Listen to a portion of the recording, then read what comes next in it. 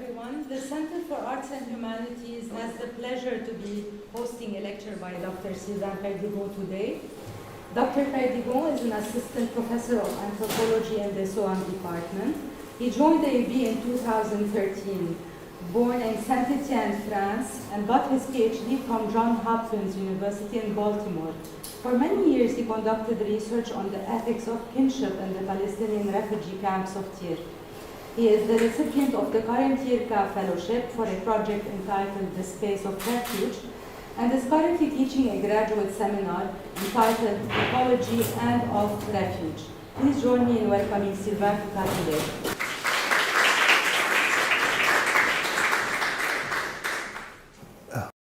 Thank you, Rita, for the introduction. Thank you thanks to the Center for the Arts and Humanities for hosting this talk, and obviously for the fellowship which it goes with.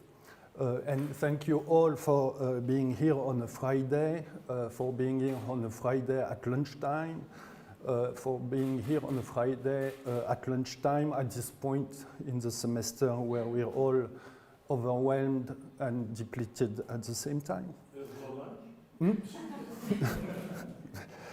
So in lieu of a lecture, what I will present is more of a talk, and this talk will be in fact a report on an ongoing thought experiment which was personal at first, and then this year through the support of the Center for the Arts and Humanities became collective in the form of a graduate seminar that I'm teaching right now. And the question around which this experiment revolves is what would it mean to think ecologically as an anthropologist about refuge? The title I gave is very long and very pompous, but at least it gives the outline of the talk, meaning that I will reflect on the concept of refuge. I will raise questions about what it would mean for us in the social sciences and the humanities to think ecologically, since ecology is not exactly part of our training in general. I will explain why I think we can only take steps in that direction. And in all of that, I will insert considerations on very fast considerations on the environmental humanities and the current lack of environmental humanities at AUB. So this experiment, this thought experiment I just mentioned, it originated in a reading I did in 2016. I was reading a short, like a 4 or 5 page long piece by Donna Haraway in a piece published in, actually a journal called Environmental Humanities. And at some point in this piece, Donna Haraway writes, right now the earth is full of refugees, human and not, without refuge. When I read that, it really stopped me in my tracks. And in a sense, I'm still unpacking actually the shock of the first shock of reading this formulation. I think it's an extraordinarily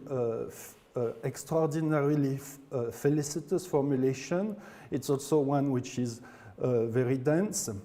Rhetorically, it has the form of a paradox, and as we know, paradoxes are always good to think with. So when I say it stopped me in my tracks, I should say that at first, in my case, both as an anthropologist doing research and then writing for a number of years about Palestinian refugee lives in Sur, and also as an anthropologist very interested in linguistic anthropology, when I read this sentence by Haraway, I realized that I was totally habituated to using the word refugee, but that I hardly ever use the word refuge. And indeed, in fact, that I don't really know, this is what I realized at the time, I don't really know what refuge means. I would be hard-pressed, for example, to say whether Palestinian refugees, they found a space of refuge in Lebanon. And we could say the same thing for Syrian refugees, obviously. Whether I would be willing to call refuge the life world in which Palestinians and now Syrians find themselves in Lebanon. This uncertainty, I could formulate it using the sort of ordinary language philosophy I was reading a long time ago in a previous life. This uncertainty about whether I would be willing to call refuge, like what Palestinians and now Syrians found in Lebanon, it points to a lack of criteria by which to use the word refuge. And that is more prosaically, when we don't have criteria to use the word, it means that we don't know what the word means, okay?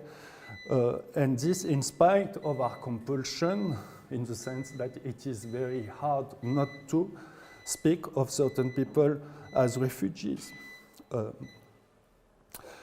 So that was, one reaction I had, probably the first, and also I guess the sentence hit me in this way because I could hear in it echoes of the writings of somebody I'm also very fond of and who's probably the greatest writer about the refugee, meaning Hannah Arendt. So Arendt, who was a refugee herself at some point in her life in France and then in the US,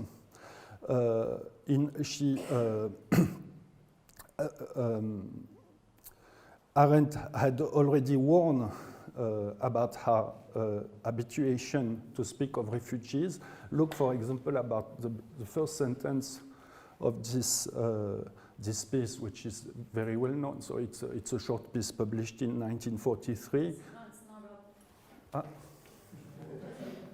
Technology. Well, yeah, the piece in question, many of you might know it already. It's called We Refugees. It was published in a small journal in New York City in 1943. And the first sentence of this piece, is in the first place, we don't like to be called refugees. So Arendt had already warned us about our habituation to speak of refugees. And in fact, there is more of to this echo in Haraway from Arendt, in the sense that you will find actually a little bit like here, we have with Haraway the diagnostic of a planetary condition in the sense of a phenomenon that transcends specific situations, this or that crisis. So a diagnostic of a planetary condition which takes the form of a loss of the possibility to dwell, to be at home in the world. Okay, Arendt was very much writing like that in the 1940s and 50s. In fact, the invention of the refugee for her was a world historical event. Okay, she actually, in the same piece, We Refugees, she writes in a way that should be of interest, obviously, to an anthropologist. She writes of the refugee as a new kind of human being. Okay, as if a little bit as if she was a biological anthropologist.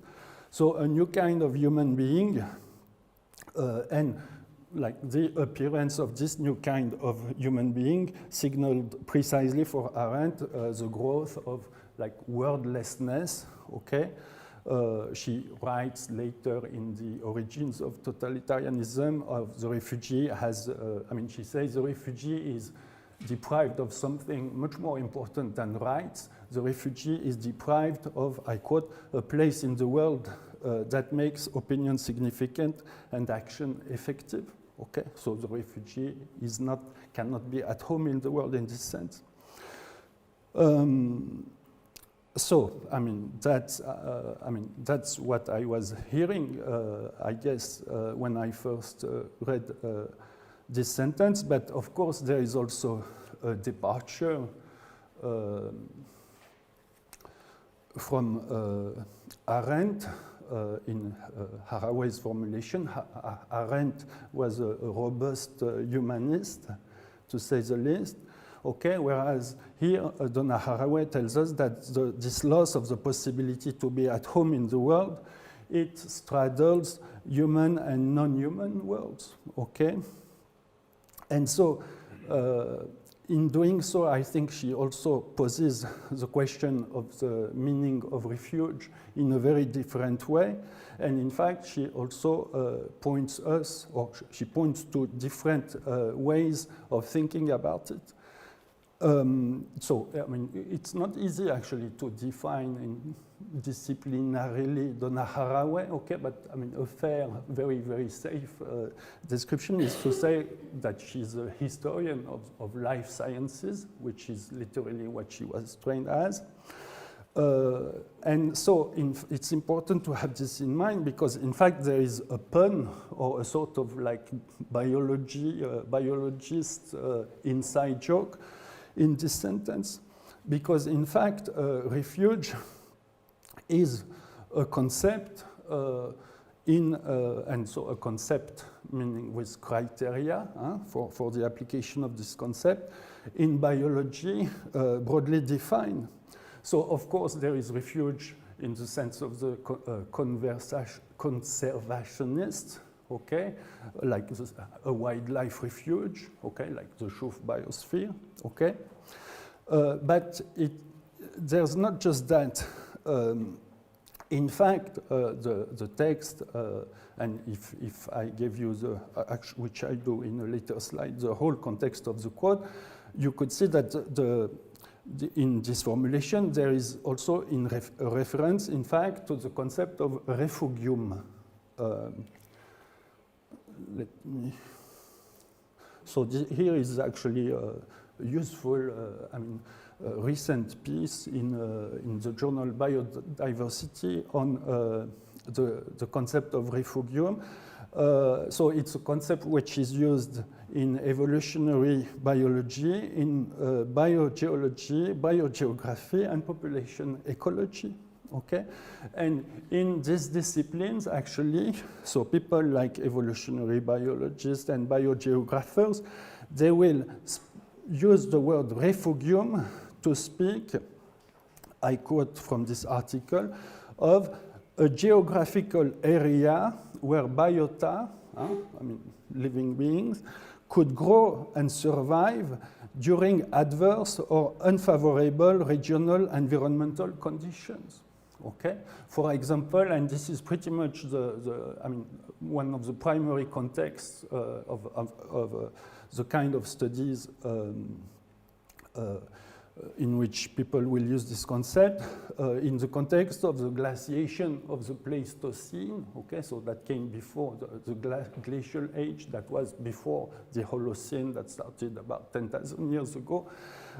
So in this glacial age, okay, you actually, so ice, covered a much wider area of the Earth.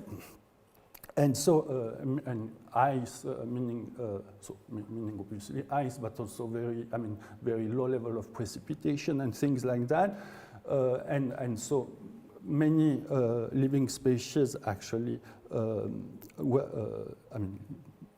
could not find conditions to survive in this context. But then there were, so again, geographical areas where biota could grow and survive during such conditions, okay? In fact, so then I made a little bit of research about that, and I found out that the concept was first used in biology in this sense by a Norwegian biogeographer, Eilif Dahl, okay, in a piece published in 1946. So pay attention to the date because I think it's interesting. Actually, so let me show you. Well, basically, so it's like I understood that Scandinavian biogeographers and biologists in general, they are very, I mean, they are the big guys in this like refugium business, okay? And so here actually you have pretty much the template for all the studies that come after, which is that is looking at, is looking at the current distribution of species, okay, in Scandinavia. He finds actually that there are things like that. So those would be examples of, I know nothing of what I'm talking about here, but of such species who survived up there in Scandinavia during, under conditions of glaciation. And so precisely, so basically the idea is that you cannot, biological reasons I will not go into, you cannot explain, okay, the current presence of like this species in these places, okay, without producing the hypothesis, okay, that there must have been areas, so that then will be called refugium, in which these species that could not have come, from somewhere else at the end of glaciation, okay? So there must have been areas where species like that found conditions, including the absence of ice, in which they could survive. So including this little guy. And so what's interesting is, so if you look at the first piece, the first study in which so a biologist uses the word of literally of refuge, because he doesn't even speak of refugium yet, this Mr. Dahl, you will see, so not only that in 1946, meaning he's probably writing in 1944, 45, he actually uses not only the sense, the word refuge, but in fact, like Haraway, he also uses the word refugee to speak of the biological species that were, could find conditions for endurance in these refuges, okay? When you look at the date of publication of this study, it's hard to think that when he came up with this concept and this idea, Dr. Dahl, about whom I know nothing, but still it's, I find it very hard to think that he was not inspired in his scientific imagination by what was going on around him in Europe at the time. And I think there is, I make this remark because there is more here than an anecdote. There is a deeper question of,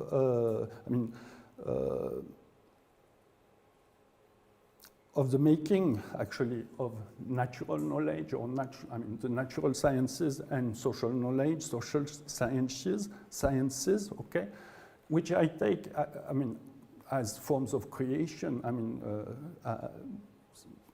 Science is partly about creation.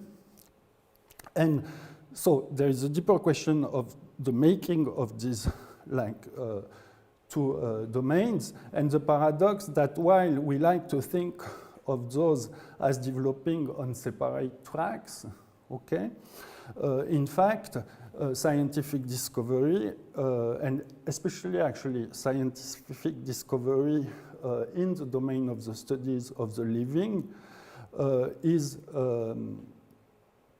if you look, this is one thing we discovered in some of our readings in the seminar,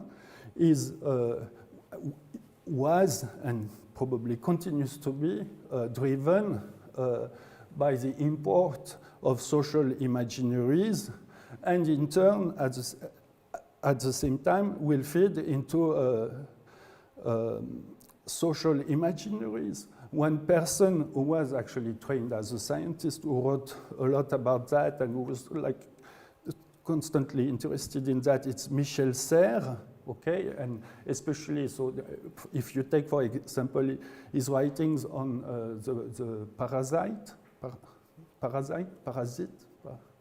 okay? So as a social creature at first, and the parasite, so in this case, it's, I think, Tartuffe in Molière, so the parasite, a very specific kind of social creature, and how this imaginary then moved into biology, allowing for discoveries and the analysis of a very specific form of symbiosis, okay, between the parasite and the host organism. Another example that we read about actually in our seminar, and quite an obvious one, it would be Darwin, okay?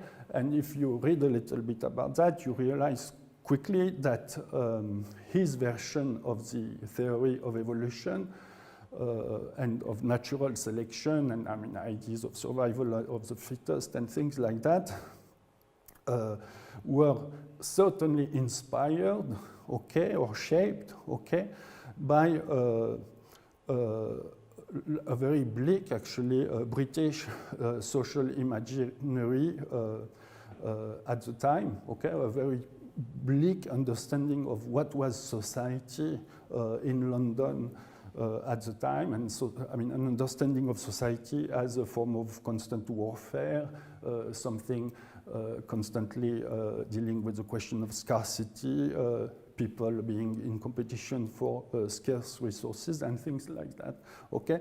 So he was, I mean, certainly there is the imprint of this social imaginary in the biological theory that then Darwin produces, and then we know how actually with Spencer especially, this now actually, so this social imaginary that has become a sort of scientific or biological imaginary moves back into social theory with like social Darwinism and things like that.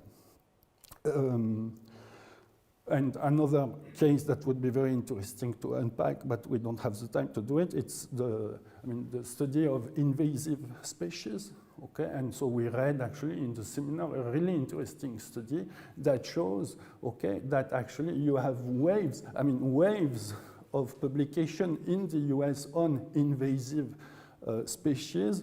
They always coincide with periods of very high anxiety about immigration, human immigration, in the US. So it's, I put this on the table because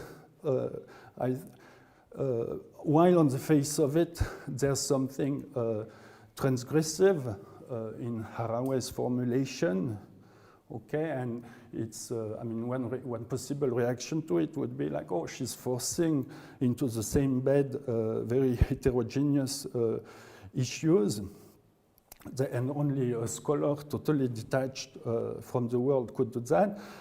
In fact, at the same time, it's in line with an informed and deep understanding of the logic of scientific discovery.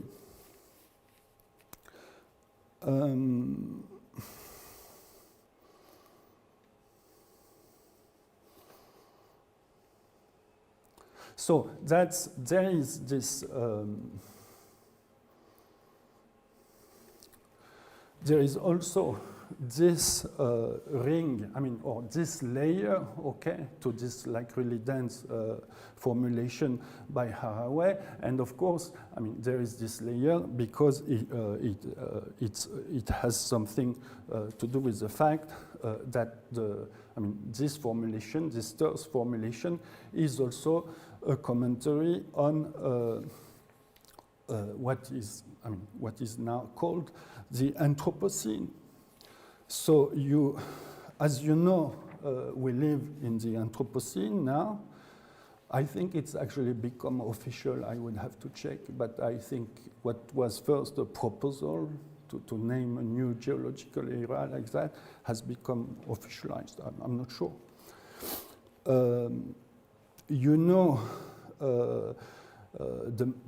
so you know that there is this notion, you know, the material, chemical, biological transformation that this name registers. You know also that there is a lot of, or many discussions around it. There is a discussion of the timeline. When did it start? The Anthropocene, did it start like in 1945 with the atomic bomb, or did it start with the steam machine like 200 years ago? And then you have those who say, no, it started with, here actually, with the invention of agriculture like 10,000 years ago or something like that, okay? You know that many people, including in fact Haraway, are not too happy with this name, okay? What the name Anthropocene registers is that human activity, okay, so meaning moving around, eating, reproducing oneself, things like that, okay? So the accumulated effect of all that has become one of the primary forces shaping the direction of the biosphere today. So this is literally what the name Anthropocene says, and then it leaves it at that, okay? And especially it doesn't, one of the reasons for which some people are not too happy about the name is that this name itself does not pronounce itself about the quality of these changes. In fact, some people will say there is a triumphant ring to it, like look at us, like now, not only we are like masters and controllers of nature, but now actually we're like a geological force, okay? And we can be even more of that in the future with geo-engineering and things like that, okay? So that's one problem, or that's one form of that dissatisfaction with the name. Another problem is that it actually conveys a sense of a state succeeding another state, a little bit like the Holocene succeeded the Pleistocene, whereas it's probably good to know, for our own personal lives, that we're not exactly entering a stable state of things, and that the name Anthropocene, in fact, very concretely, probably corresponds much more to a period of adjustment, meaning, turbulence and very high instability of things. And then, of course, so I will not even go into that, but many people are not happy with the name Anthropocene, okay, because it assigns responsibility in a very abstract manner, okay, to anthropos, okay, Homo sapiens, and many people will point out that not all Homo sapiens are exactly involved in the same way in this story, and especially so Haraway, for example, she says we should speak of Capitalocene in the sense that it's not Homo sapiens, it's Homo capitalis who actually brought into being the Anthropocene. So whatever.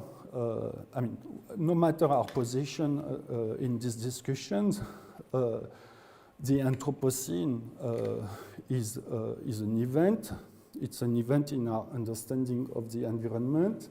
It's probably a geopolitical event in the sense that there will be repercussions, political repercussions to the natural transformations that the name registers, including climate refugees, the figure of the climate refugee. It's also probably an event for political thinking, okay? It does something to our understanding of freedom. It does something to our relation to democracy. It does it does something to our understanding of the relation between democracy and growth, and so on and so forth. Okay. Now, because in fact, Haraway chooses to address the Anthropocene under the name of the words of refuge and refugium. I would like to focus on one specific dimension of, or one thing in the world when you live in the Anthropocene, which is that, so when we live in the Anthropocene, we also live at the time of the sixth extinction.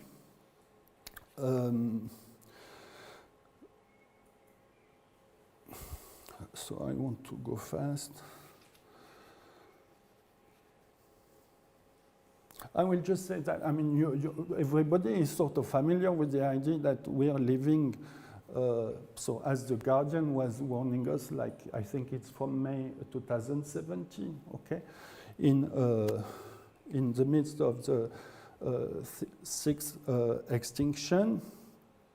In fact, something which was really striking to realize in the course of this endeavor is that, so for example, it's the pace at which it goes, okay? So as like this, for example, this report that was, so it's a report, it's here the Guardian reporting on a study that was published in last October, okay? So after the beginning of this grant for me, okay, that says humanity has wiped out 60% of animal populations since 1970. It's misleading, it means wild animal populations, okay? In fact, so I'm not even speaking here of the timeline of Maca Fellowship, I'm speaking of the timeline of my seminar that started in late January, okay?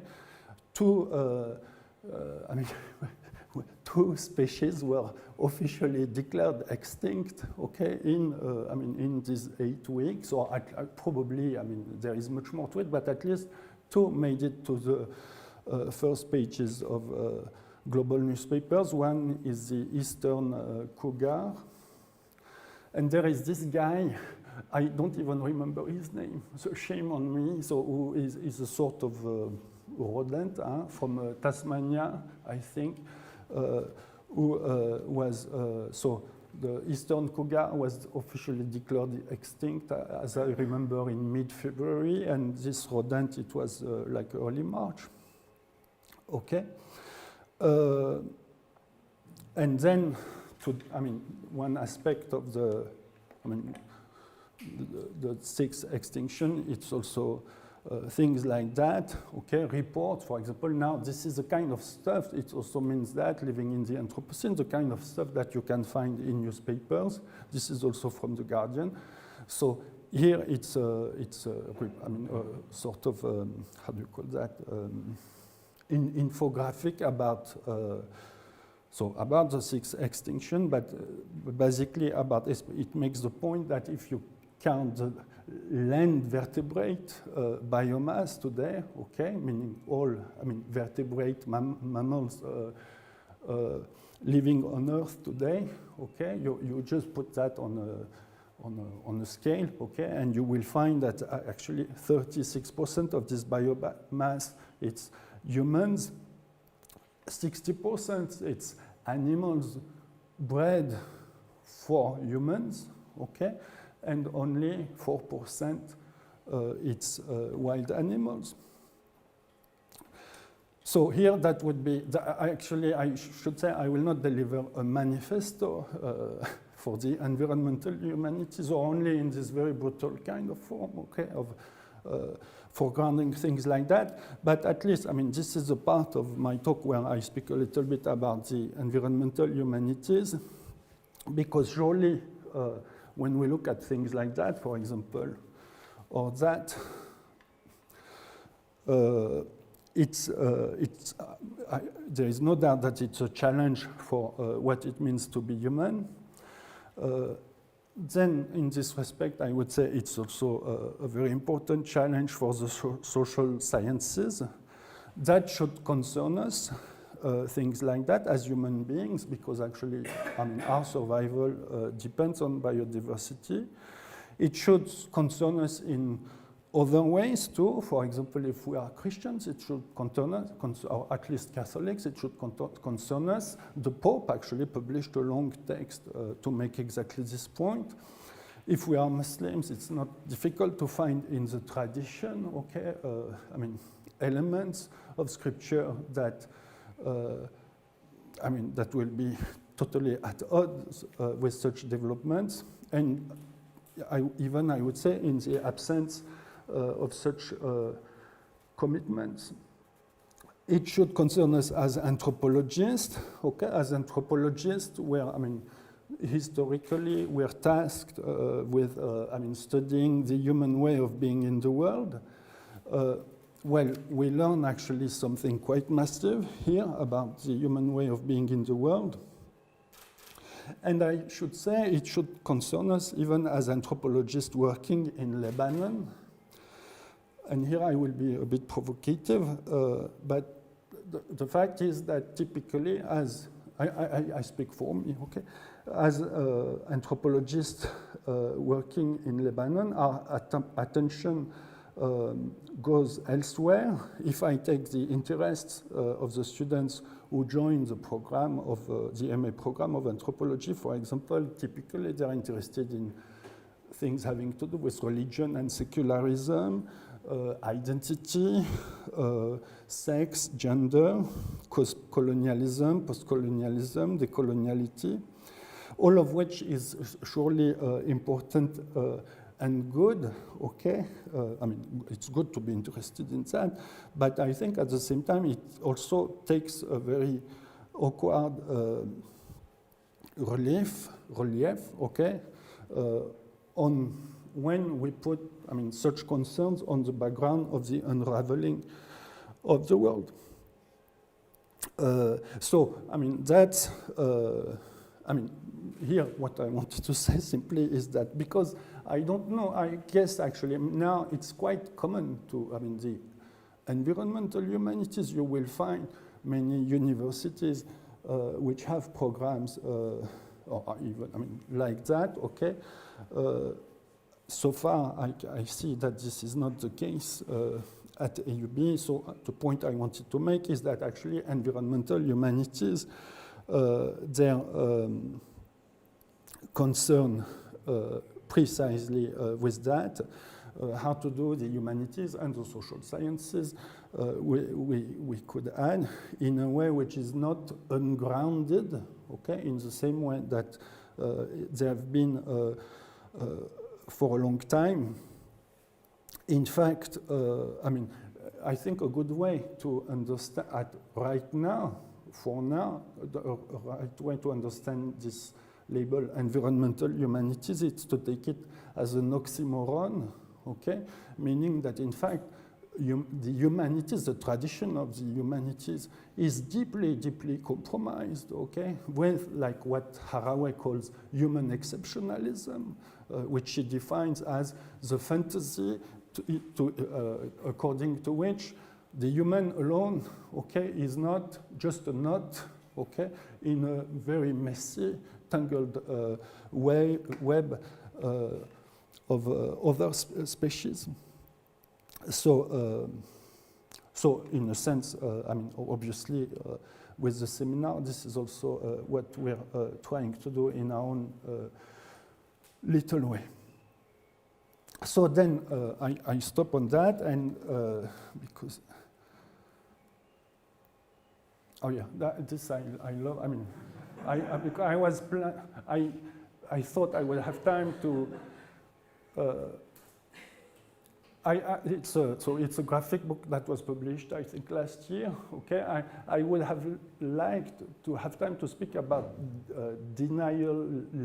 climate climate change denialism, and so not in the sense, okay, that not in the sense that we will put into question the science behind it, okay, but in the sense that we have this knowledge, okay, but we just cannot absorb it in such a way that it would actually make a difference to the manner in which we practice whatever we practice, okay? If like a topic that would be really interesting to discuss here, it would be academic travel. And the manner in which actually, so if as academics we like to think of us as like, oh, we participate in a sort of dematerialized form of economy, okay? But in fact, there is a way in which, I mean, institutionally, it's very hard to escape. I mean, at a UP, if you want to get tenure, you have to go around and speak, I mean, in many places, put that on your CV, and so on and so forth. And the question of, I mean, what it means in terms of the involvement of our, or the dependence of our profession on the fossil fuel economy is, I think, an interesting one to discuss. In fact, there was an article in Le Monde about that just 2 days ago. Like this CNRS professor saying maybe academics, they should travel a little bit less. Okay. Okay, so we come back to the point of origin, okay? This is in fact the sentence in context. And so now, I think even though I went very quickly, we have a better sense of why it's such a maybe felicitous and dense formulation, okay? Because this formulation, in a sense, it captures very well this way in which the life processes and the dynamic equilibriums that constituted the silent background, okay, of I mean, the way in which we study human lives, they force themselves into the foreground. We cannot, or at least it poses one way. I mean, one harsh way to read the sentence is, like for me, somebody involved in refugee studies, can you continue doing refugee studies in the same way as if you didn't know now that the world is actually unraveling, okay? And there is a, okay. And at the same time, it offers refuge as a concept to move forward. It offers, so there's not just a critical age to this formulation, there is something productive to it. It offers refuge as a heuristic device, I would say, I mean, a concept which is apt to capture well, actually, I mean, the movements of life in a time of general or ecological degradation. And actually, in doing that, in sending this invitation to us, like use refuge to think about the world in which you live, it also, in fact, invites us to think about refuge differently, because now, obviously, you can see how, after what I told you about the fact that it's a pun on refugium, okay, in biogeography and such disciplines, in a sense, there is also a bifurcation internal to this sentence. Right now, the Earth is full of refugees, human and not without refuge, okay? Actually, it points to refuge as something decreed and organized by humans, the refugee camp, the wildlife refuge. And at the same time, I think through the detour of refugium and deep time, okay, it points to a concept of refuge as something that the world is, or at least was, capable of organizing an emergent system on the background of the collapse of the previous life-sustaining systems, and where a life form will find conditions to endure. So this is, I mean, that was a very long way to explain how I came to this idea that like, oh, let's try to think what would it mean. I mean, let's do the experiment of trying to see what it would mean to think refuge ecologically. Here I could say, I mean, a number of things, but I don't have the time about what, I mean, this attempt to think ecologically from within anthropology. Ecology, so I found out, is a very rich tradition, and so in the seminar we're teaching ourselves about it. And there would really be a lot to say about the experience of approaching the disciplinary tradition of ecology as an anthropologist, including actually the very surprising sense of familiarity that we experience as we read this text. And so by familiarity, I mean that there are disciplines which have roughly the same historical timeline. Okay, they come into being as such in the 1860s. They have the same romantic heritage that many other disciplines do not have. They're actually the disciplines that suffer from the same suspicions, from the other sciences. Okay, so a little bit like, and basically because they're sciences, which are not about things you can do in labs. Okay, and so you have like the sociologists looking at the anthropologists and saying, but really, I mean, you cannot quantify whatever you do and test hypotheses. What good is it worth? And in fact, then I realized that ecologists often they have the same problem. I mean, they suffer the same kind of attacks from other biologists. And in fact, actually, in a great text we read in the context of the seminar, the author, Worster, calls ecology the social science of the natural sciences. So, I mean, I could say more about that, but for today and for the time that remains, I will focus on one particular figure that we took as a guide of sorts in this attempt to think refuge anthropologically. The title I gave to this talk, it's a reference to Gregory Bateson's Steps to an Ecology of Mind. Okay, here it is. Here it is in the Japanese edition. So let's go back to Bateson with the dog, or wolf, I don't know. So why Bateson? So first there is the general practical knowledge drawn from anthropology that when you venture into something or somewhere unfamiliar, it's always good to have at least some ancestors on your side, okay? As opposed to antagonize the ancestors. And Bateson actually is a good ancestor to have on our side. While he was trained as an anthropologist, and he did field work in the two holy lands of anthropology, namely Papua New Guinea and Bali. And also he was married to probably the most famous anthropologist. He was married 4 times to the most famous anthropologist, or most public anthropologist of the 20th century, Margaret Mead. So while he has this anthropological side to him, he was also trained more informally, but meaning at home, as a naturalist. His father, in fact, was a big name in genetics. He was professor of genetics at Cambridge. And indeed, Bateson himself described himself as a naturalist. And on top of that, he became one of the greatest ecological thinkers of the 20th century.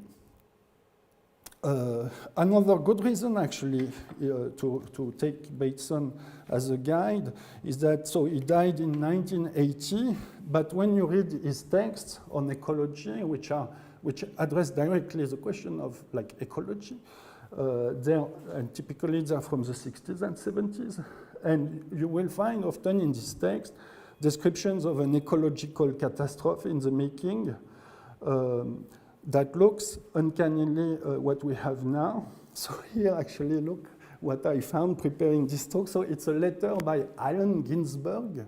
Okay, Allen Ginsberg is writing to Gary Snyder, like beat poet, in the summer of 1967. Okay, he's in London, Allen Ginsberg. So the page before, actually, he says, "I just arrived in London. I met Mick Jagger, look, and Lennon, and then what is it? Oh yeah, we chanted Prajna Paramita to whole, ta ta ta." And then the day after, he goes to a conference, which was a big conference called International Congress on Dialectics of Liberation. Okay, and it's a conference organized by Ronald, I think, Lang, the anti-psychiatry psychiatrist. Okay, and who had brought to London Marcuse, Stokely Carmichael, people like that. Ginsberg actually was invited at the conference, and then it turns out that actually Bateson was also speaking at this conference. And look at Ginsberg writing to Gary Snyder. Now, International Dialectics of Liberation. Carmichael angry and yelling. I stay calm and kept chanting Prajna Paramita. Gregory Bateson says CO2 layer gives planet half-life 10-30 years before 5-degree temp, and so on and so forth, melting polar ice caps. So I'm not at all saying that, by showing that he was a prophet, okay? But obviously, I try at the same time to insert this suspicion in your mind.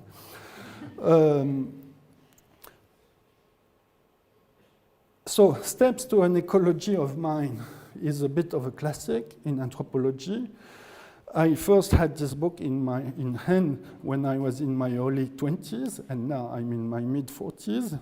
And I had always assumed that the title, Steps to an Ecology of Mind, was a reference to the form of the book, because it's not actually a monograph, okay? It's in fact a collection of articles that Bateson had published over the years, starting when he was an anthropologist in the 30s, and then moving to his research in psychiatry on animal communication, including dolphins, and finally ecological theory.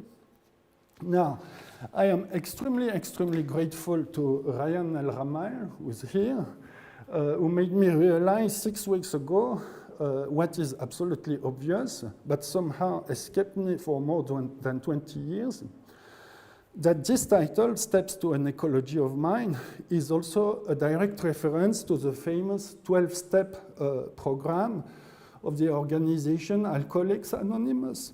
And indeed, if you look at the table of contents, so this is actually the original draft of the 12 steps of Alcoholics Anonymous.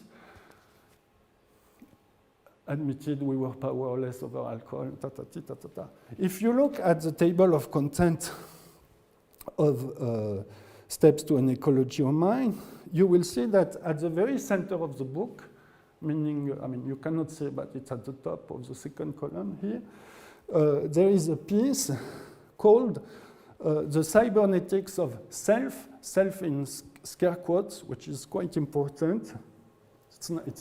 As opposed to technologies of self, which has no scare quotes, for example. The Cybernetics of Self, a theory of alcoholism. And not only that, it's not just at the center of the book, but it's at a strategic or turning point, because so you can see that the two sections that precede have to do with anthropology and psychiatry, psychiatry, human relations, to put it very broadly. And the three questions that follow have to do with the living world, okay? And in fact, this text, or the Cybernetics of Self, is followed by a 2-page short commentary where Bateson makes the point that this piece on alcoholism should be read as a hinge towards his preoccupations with ecological theory. It was certainly a surprise in this seminar to realize that an investigation of alcoholism proved so critical and helpful for Bateson in his effort to give a rigorous account and diagnostic of the ecological catastrophe he was seeing in the making in the 1960s. And I didn't expect when I designed our seminar that a piece that was in fact published in the journal Psychiatry, probably serious,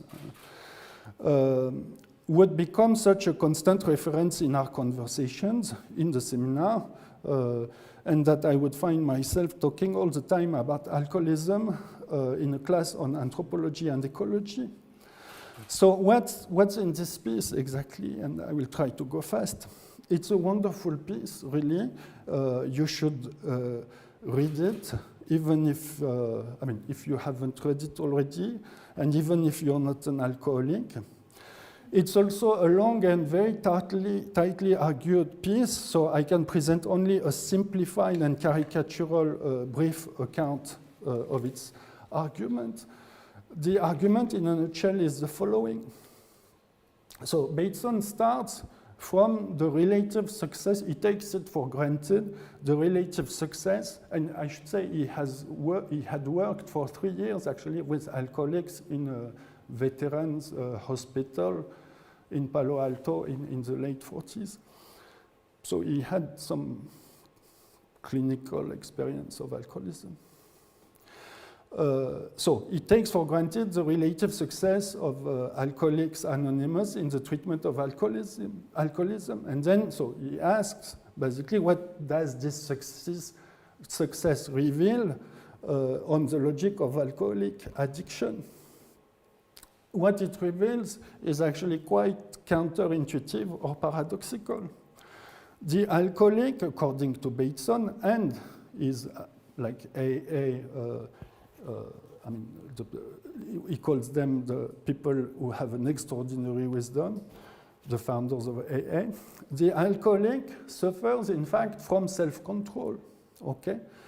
Suffers not from a lack of self-control, but in fact, from an excess of self-control, or at least the alcoholic suffers from an unhealthy obsession with self-control.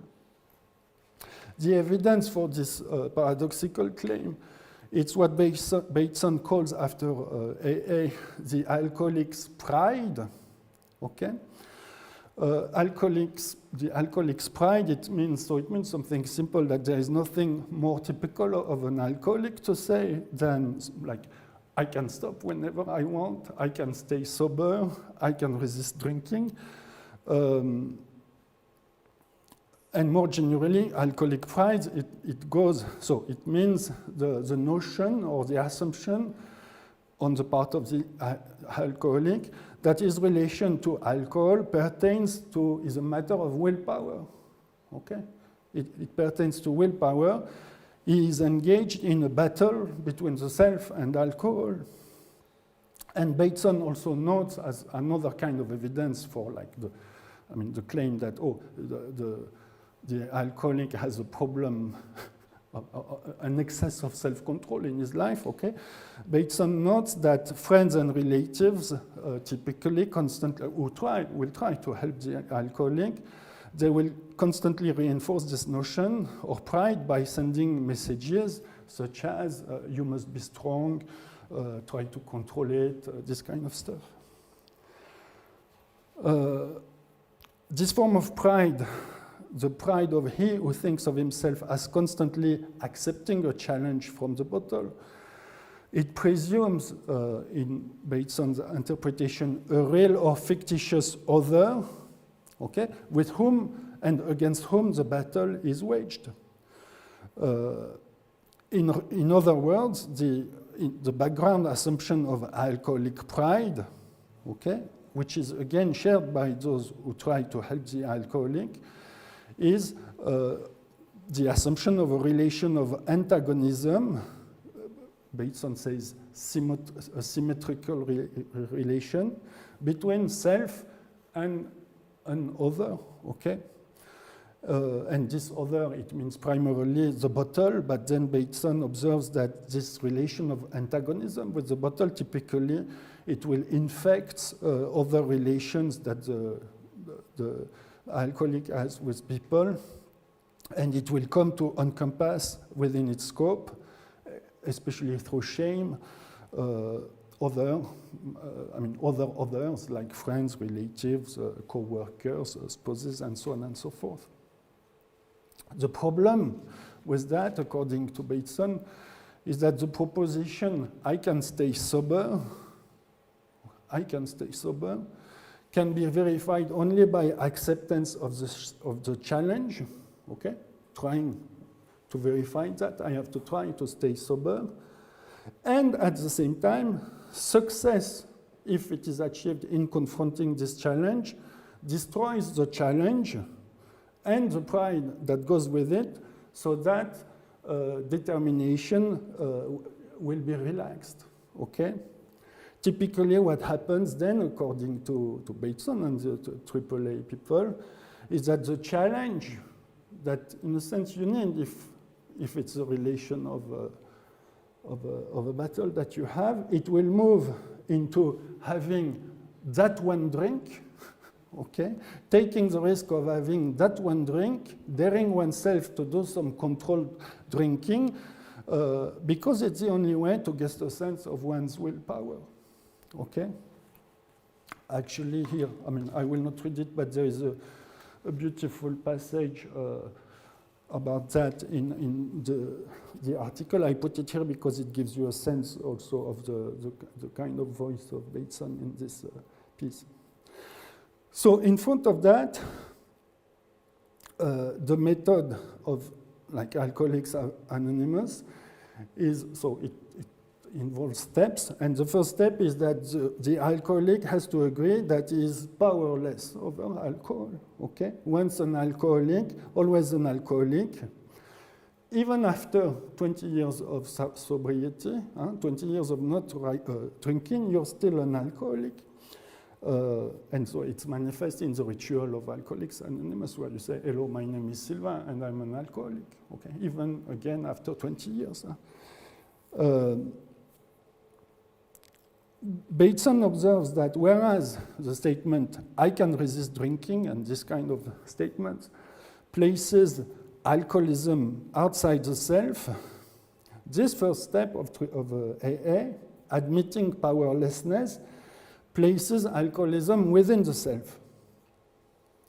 In this respect, it is closely articulated with another step, which is part of the 12 steps, which is the acceptance that, so I quote here from the steps, there is a power, capital P, greater than ourselves that could restore us to sanity. Okay? And the same document, the 12 steps, calls this power, capital P, God as we understand him. Okay? So there is God as I understand him, okay, which is greater than me and could restore me to sanity. So basically the logic here of AA, according to Bateson, is to explode the premise of the self as a self-contained autonomous unit. Okay, today we would say like the sovereign self. If alcoholism is in me, it is that me is always bigger than my purposive control-seeking self. Okay?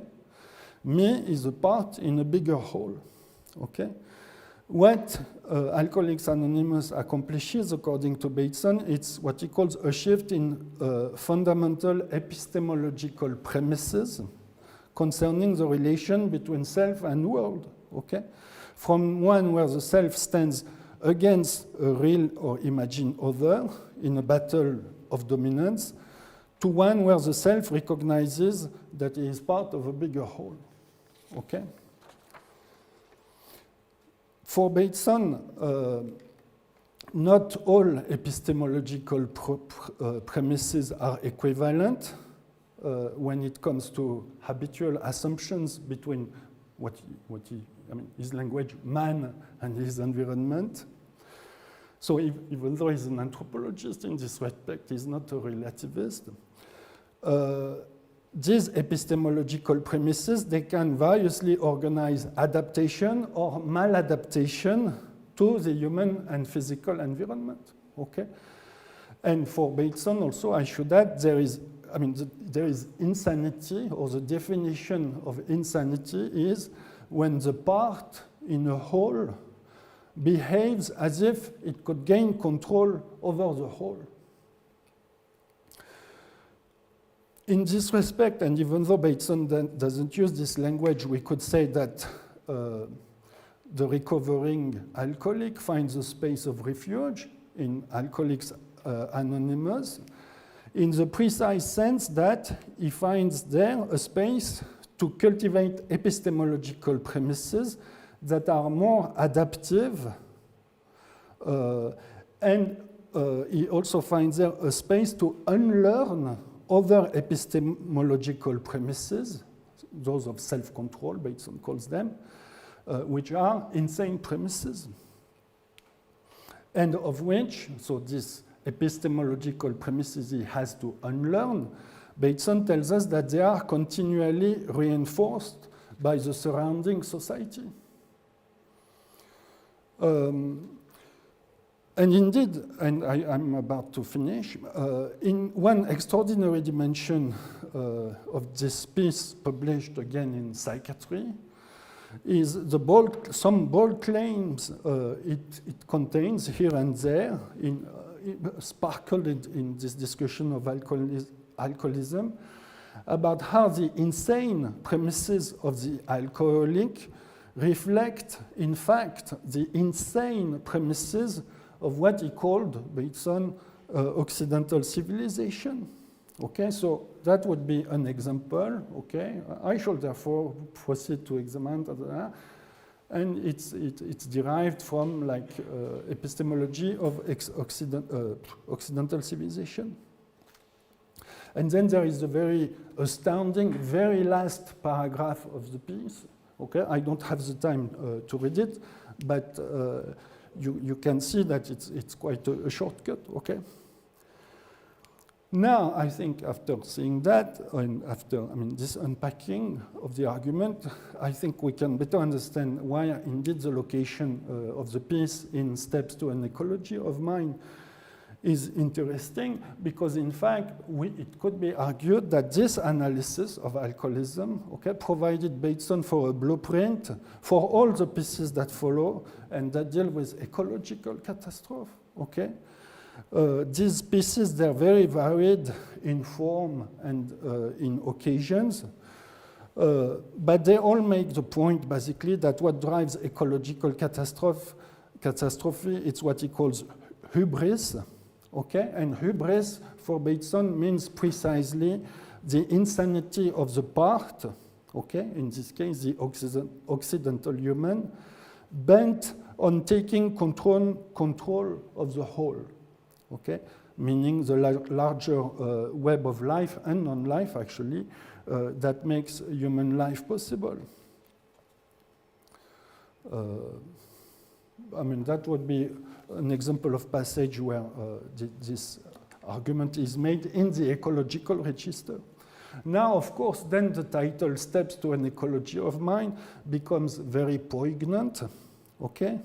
Because in a sense, what the title says now is that we are drunks, okay, and going around repeating loudly, I can stay sober, I can control it in our relation to the environment. And certainly this is how he would, for example, Bateson would analyze the current discourses of sustainability. Okay, I think actually the analytics of like alcoholic discourse, okay, would work very well on the discourse of sustainability, or the idea that more technology actually will get us out of trouble. I can stop, okay? I can control it now. But also, actually then the title becomes funny in this respect, but it is poignant because it indexes the absence of anything equivalent to a 12-step program, to the 12-step program of Alcoholics Anonymous when it comes to the ongoing global ecosystem collapse under anthropogenic pressure. This text, in fact, they all make the same point. They all point to the urgency that Bateson felt in the 70s of a shift in epistemological premises. And at the same time, Bateson, by his own admission, was increasingly pessimistic about whether and even how it could be accomplished. I mean, he's very frank about that. He says, we have to do it, but I don't even know how we start to do that. So, in conclusion, what does it mean for us? And I mean, what can we draw from that for thinking refuge ecologically? I'm not sure, in fact. I will finish with that. So this is a diagram that you find in steps to an ecology of mind, which is so part of one of these later pieces on ecological theory. And it's a diagram that tries to capture so what he calls the dynamics of ecological crisis, okay? And so basically he represented, he says what we have with this ecological catastrophe should be interpreted, should be understood as positive feedback loops within a system of systems, okay, going into runaway, okay? So technology, for example, I mean, the importance of technology produces more technology, brings even more technology, okay, which you get the point, okay? If we actualized it so hubris, by the way, this is what we were speaking about, okay?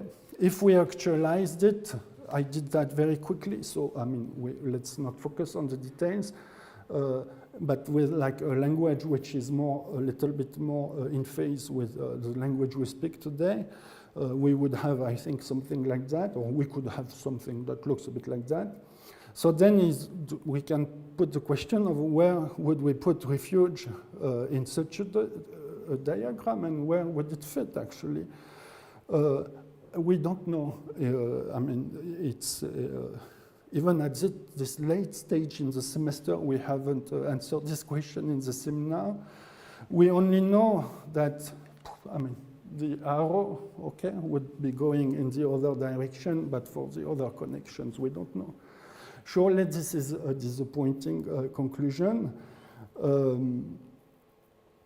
I realized, in fact, preparing this talk, that the title, Steps to an Ecology of Refuge, could be easily misinterpreted, especially in an institutional environment like an American private university in the late modern age, okay, where we have, I mean, or we speak constantly the language of interventions, recommendations, impact, things like that. So if you, but actually I don't think so, but if there had been people here looking, I mean, expecting from this title something contributing, for example, to a form of humanitarian or environmental engineering, you're probably disappointed, and I'm sorry.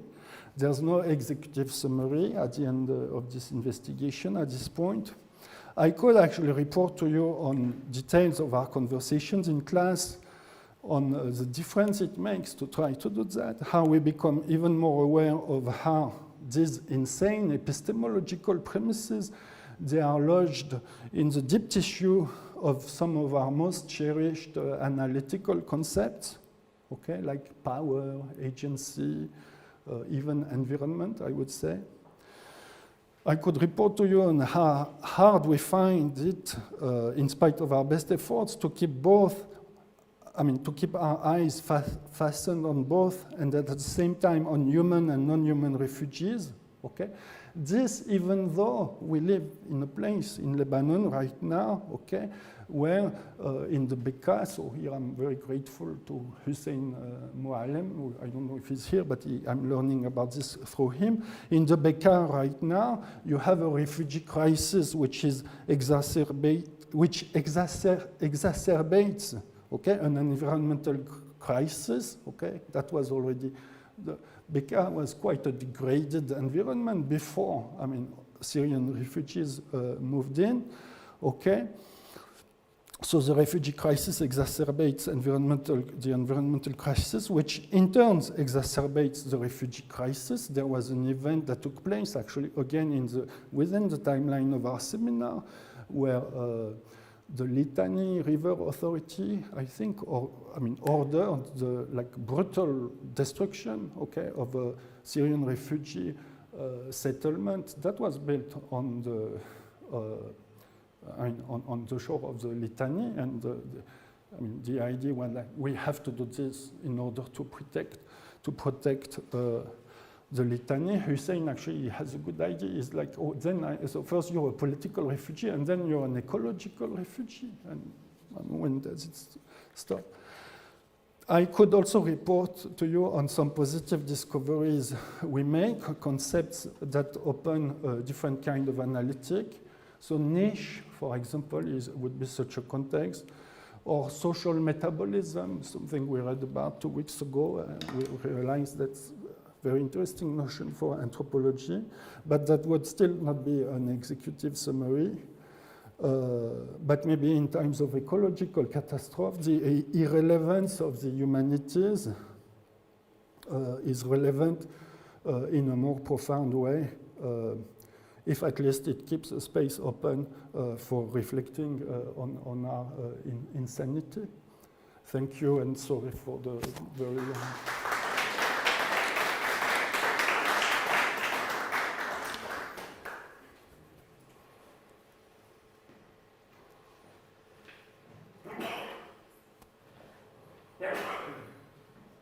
Thank you very much. This is fascinating and provocative.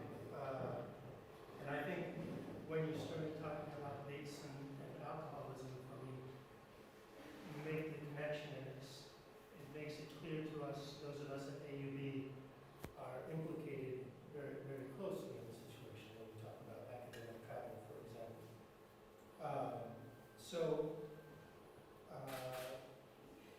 What I'm wondering is there's, alongside this notion that we're all responsible, there is emerging, I think in the last year, a number of articles that I've seen have talked about a kind of group of people who are suggesting, okay, the world is coming to the end, and the ultra-rich millionaires are going to purchase a refuge and let the rest of humanity kind of fight it out to as they can.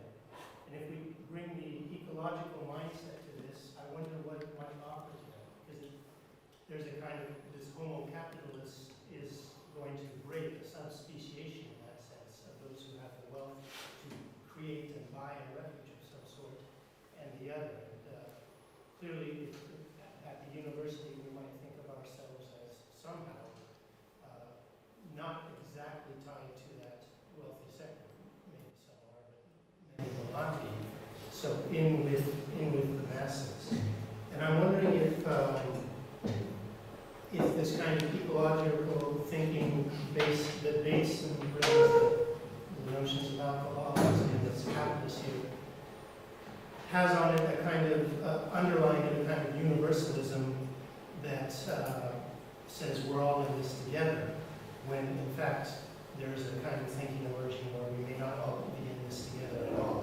And whether, did you guys discuss this in the seminar, or is there anything that you can think of that may be a longer term question that ecological thinking brings to bear on this kind of separation of humanity that might be emerging as well? We do actually quite a bit. And there is no doubt, and actually at some point I wanted to put a section on it in the talk, but then we would stay until 6. And there is Nabil's talk, actually, at 5. That refuge can be a very, very oppressive figure of thought, actually. So there is what you mentioned. Even actually, I would say, look closer to us, look at Europe thinking of itself as a space of refuge. And that's really interesting because the logic being that, oh, like, we are this exceptional or different space in the world because we are a space actually built on the ruins and the catastrophes of the 30s, the 40s. And the first time around, so in the 20s, 30s, we didn't take like the refugees seriously. We know how it ended. So then we rebuilt this different order, okay, which stands out by the manner in which, if you look actually historically in the importance of the refugee in the sort of, fantastical, the fantasy of identity of Europe, it's quite central, I think, or it's quite easy to find it there. But then it turns into, like, precisely, actually, to defend, this is Macron exactly, actually, precisely to defend a sort of, like, humanitarian space like that, which doesn't turn into, like, Putin or that, then actually we have to regulate immigration really, really tightly, okay? Because if actually migrants move in, okay, refugees, then it will bring into power, okay, French political parties who have no concern about this, like, liberal humanist legacy and the centrality of the refugee in that. So in order to remain, you see what I mean? So I think it's clear. It's also something we discussed in class, that ecology can be and has been, or the practice of ecology can be and has been quite frequently, and actually it probably goes on right now, very oppressive as a form of knowledge. And this was, so I mentioned these readings we did about these studies of invasive species. And this is really fascinating to see how here actually, so ecological concepts, stuff like ecosystems, they can take really, or let's say their very dark side, okay, and the imaginary of enclosing and all that, it really comes to the surface. So that's, we talk about that. And I guess, one thing we try to do is to come up with an analytic of refuge, which precisely is very wary of these sorts of directions and the fact that it can always go wrong. Just like, refuge is not a redemptive concept, and just like ecology is not a redemptive discipline. For the question of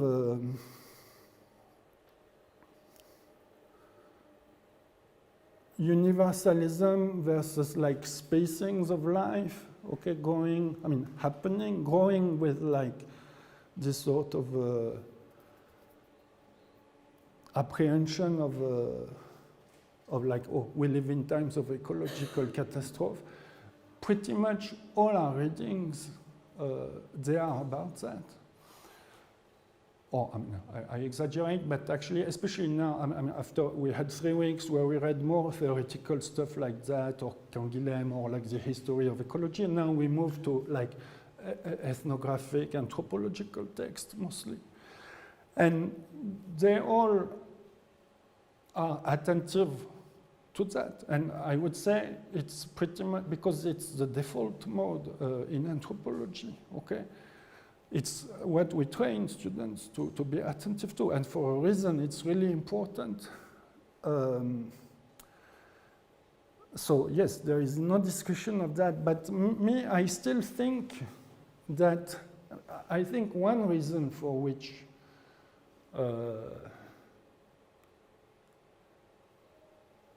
again, it comes back to like the idea of the environmental humanities, and what does it mean to let news like that, knowledge like that, sink into our practice, for example, as social science scientist or, I don't know, literary professor or whatever. And it's very destabilizing because then it makes you realize that you find yourself suddenly having a forced relation to the future in a way which you are not equipped for at all, in the sense that our interpretative traditions right now, I would say they amount to some form of historicizing. You know that in order to understand now, you put it in the historical context, the genesis. We know how to do that. But the problem is that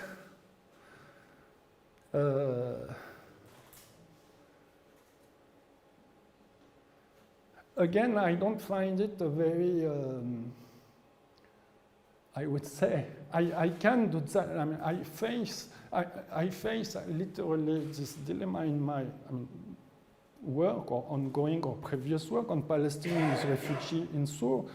Obviously, this is the sort of interpretation I do. Let's look at the history. Let's look at like the history of the refugee regime in Lebanon. Let's look at like genealogies of concepts in Islam and so on and so forth. And now actually then we can provide hopefully a better account of like, and a dense account of like this social world right now, okay? But then now also, I also know, I wanted to put it, but I didn't. So there are tools on the internet now where you can actually look at how the Earth will look like, especially in terms of sea level rises, okay? Depending on whether it's 1.5 degrees or 2 degrees or 4 degrees and ta.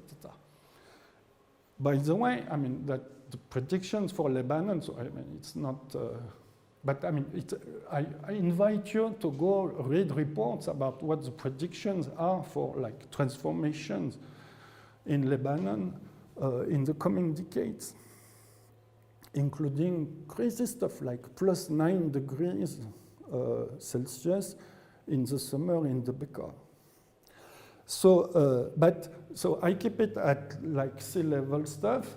So using actually conservative projections about how bad it will be, sea level rises, still I see that actually literally the camp where I did my work, okay,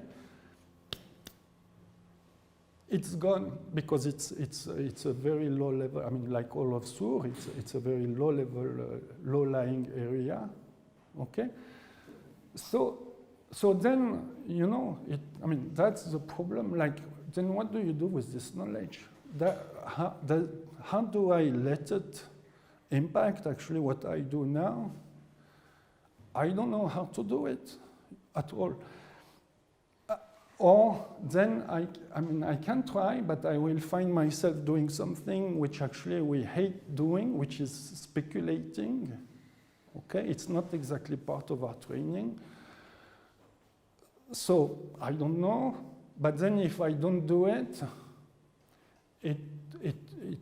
the context has changed and it feels very awkward to continue doing what I was doing before in exactly the same way, you know.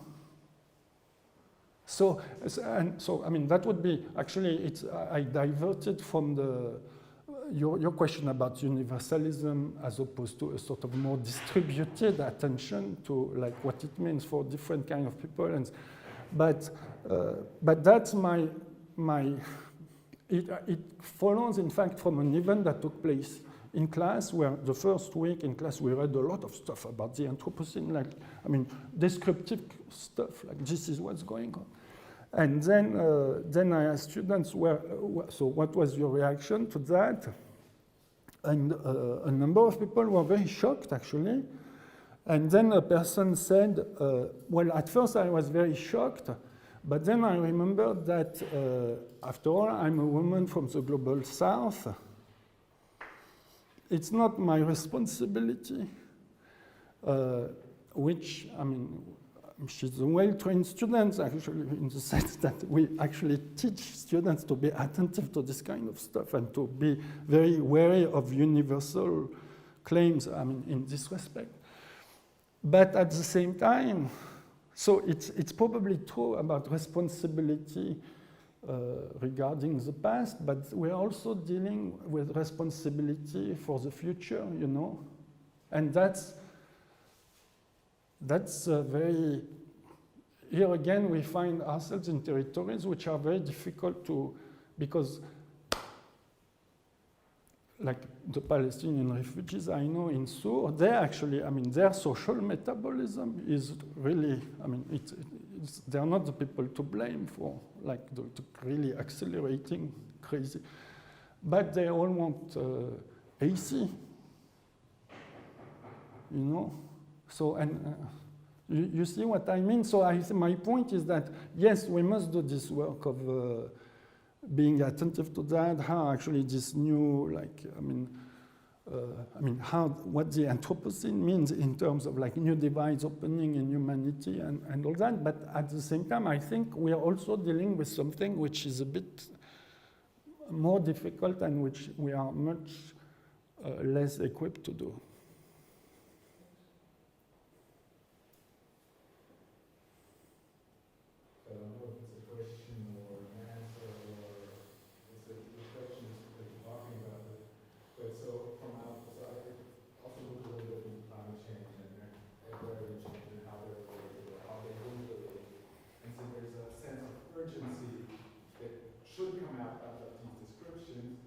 And it seems to me then to actually question the validity of scientific inquiry contained in itself.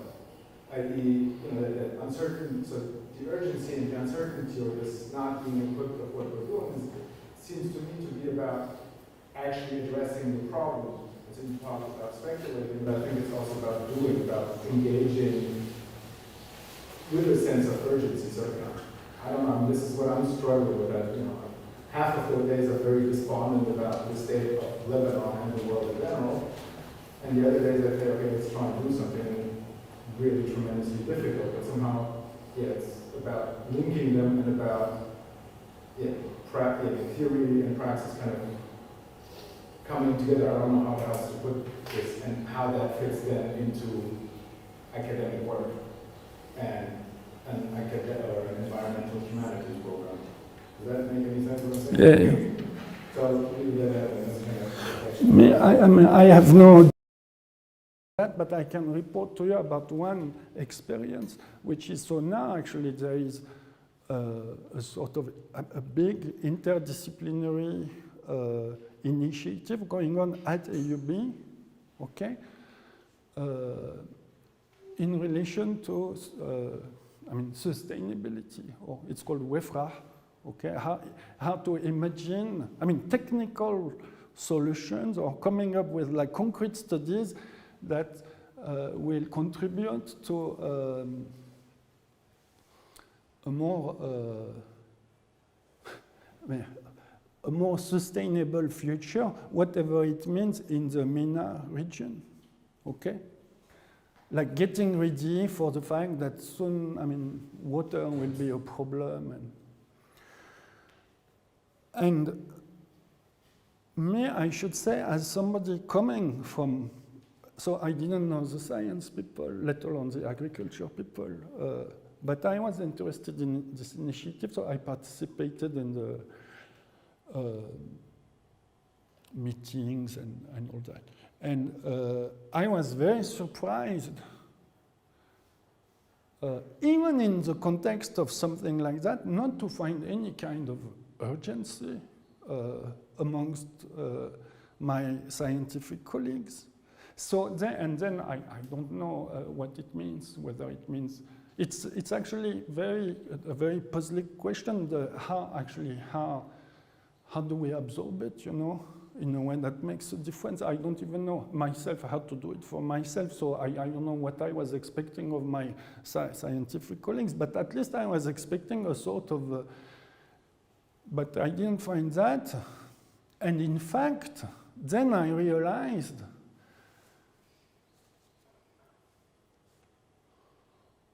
I think that actually we could have a discussion about institutional structures here. I'm not sure that it's like WEFRA, for example, even though it's something about sustainability, I noticed they actually never, ever mention what the projections are of, the impact of climate change on Lebanon. And plus it's going much faster than we thought. So, and you can find that, it's stuff published by the Ministry of the Environment in Lebanon, you know? And then, so that's a bit scary. Like, if you want to buy a house, buy it high in the mountain, because it will be very hot, okay? And also, you see stuff like, so they have projections about the contraction of the Lebanese economy, okay? That will follow from actually the new atmospheric and conditions. It will be too hot for this and that and that and that. This is the Ministry of the Interior. Okay, and it's probably conservative not of the Interior, of the Environment. It's probably conservative estimates. And it's probably with the UN, like, holding their hands about calculating this stuff. And in all the WEFRA discussion I was involved in, maybe you cut it later on the video. There was never any kind of, like, a bit specific reference to, like, this is the picture of the future that these conservative estimates, you know? But at the same time, then I realized, of course not, because actually, the AUB president cannot, but here we're speaking of institutional logics and probably of, questions about growth and neoliberalism. He cannot, it has actually boldly AUB, really you have to cut it, but that would also work well with the Bateson analytics of the alcoholics and self-control, and I can be strong, but at the same time, how to expect anything else? Of course, he will not go around saying, well, my vision 2030, okay, takes into account and builds on the fact that scientists tell us that by then, the Lebanese economy will have collapsed in this way, okay? The environmental conditions, like temperature in summer, will be such, okay? And so this is what you cannot do that. He would be fired by the board of trustees immediately. And I think there is a way in which, so this institutional logic, then it feedbacks into how people understand their mission, including maybe scientists. And this is maybe the sense of, I put it poorly at the very end of my presentation, but when I was saying, at least in the humanities, probably precisely because we're completely irrelevant, you know? In the sense of, no, in the sense that nobody will come to us and ask us for anything, you know? As opposed to, if you're, in the Faculty of Agriculture, there will be a founder who comes and say, do this for me because we want to fix the beca in this way, okay?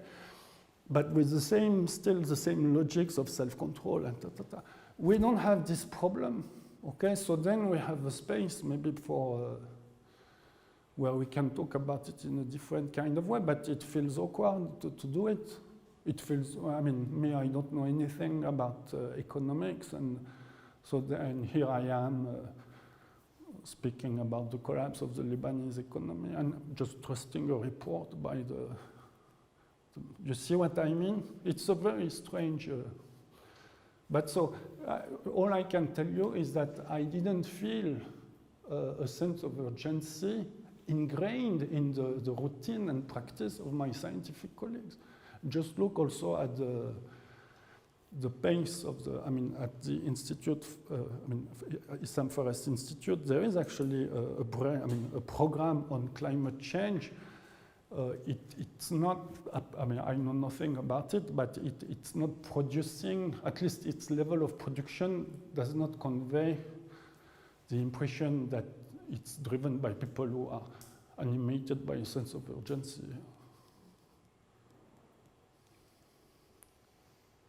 So it does bring up the question of the validity of the work that is being done in these places and how serious that can be taken. Does it not? So for me, the question that one problem, I'll put this on myself, one thing I keep facing off with is how valid is my engaging in academic work? I know this is a very personal question, but if academic work doesn't actually help to address the problems that are emerging much more quickly, and we could talk about climate change, we could talk about the toxicity of this whole place, and all of them are, with a little bit digging, very clearly fairly urgent. So if academia doesn't actually address these things, or is not able to institutionally, or because people just don't care, then what sense is there, or what is then the mission of somebody in this trying to address it? Does that make sense? Like, for me, I ask myself, is what I'm doing valid? Does that actually make sense if faced with this urgency? And if I wanted to be valid, what then is it that I need to do to actually address this? Considering the structures, considering what works, what cannot work, or in a sense, it's just I'm expressing my own confusion about this. No, I understand. There's something very melancholic in saying refuge is what we need to think about, because when you say that, it implies an acceptance of something irreversible, and it's not, again, it's not exactly a redemptive concept. So it's, I'm not, I find it as hard as you to imagine forms of action, forms of knowledge and action that are anchored in the world in a way that makes us feel like, we're doing, contributing to something. But it doesn't mean it cannot be done, but it's very, very hard. Thank you. Thank you all for your question.